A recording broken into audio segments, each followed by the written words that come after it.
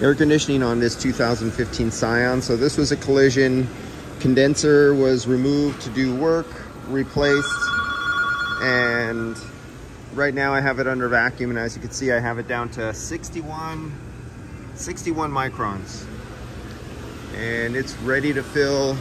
The yellow line on the S-Man 480V is hooked up to the refrigerant.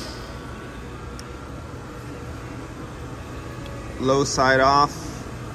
Gonna turn off the vacuum before weighing in the charge.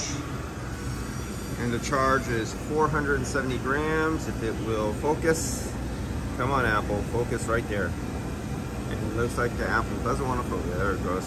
470 grams. So let's kill the vacuum. And you'll see the vacuum decay over here, which I'm not worried about. This was just a on and off condenser kind of deal. No real time left to the atmosphere. So there you go. Vacuum is dead right now. I just bottomed out the vacuum, so there's no more vacuum. And we are just reading any of the off-gassing inside the system, where you see it jumped up to 719, 720, 30 right there. You can see it just slowly edging up on the micron level.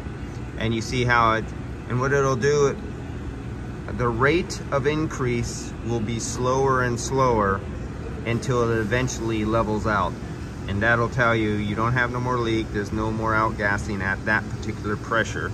If I draw the pressure down lower, there will be more outgassing to a diminishing point of returns. So we're leveling out right there at 737 microns. So we're off. Let's put some weight in there. Let's zero it out. We're zeroed out. What was that again? I already forgot. I'm making a video, not paying attention. 470. So keep an eye on the scale there. We want 470 grams. As you can see it going in. We're at 200, 300, 400. Let me close it down. I closed it down too early. A little more.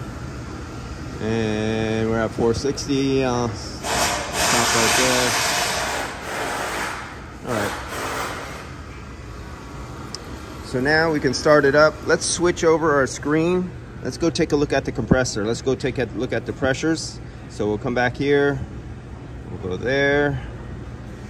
Link our tools, and we don't have, oh, I don't have my temperature sensors in, but we're linked up to the pressures right there. So let's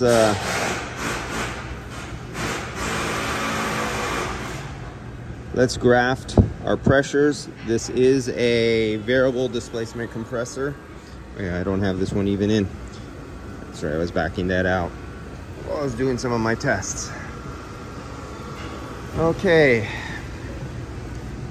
Now you can see where I just screwed in the pressure valve because it was down there in the zero area, and it shot right up to the pressure of 71 PSI, which you can see right there, 71 PSI. So now our high side and low side are grafting, and they're flat and even because there's no engine running.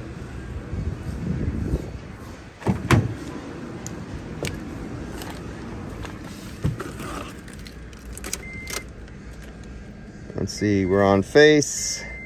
I want max, all the way cool, AC on. Start her up, and let's go see how fast that compressor takes off. And you can see the low side is dropping, and we are down to 33 PSI.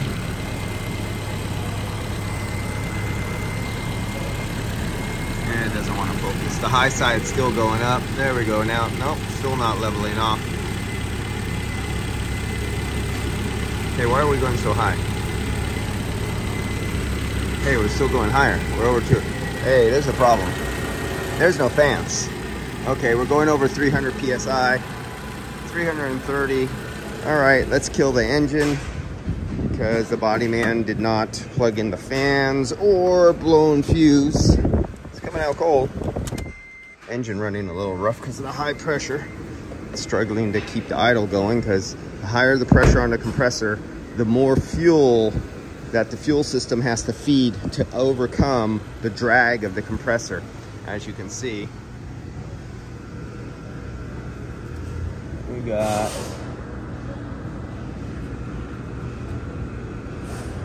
we went up to 390 PSI was our peak before I shut down the car.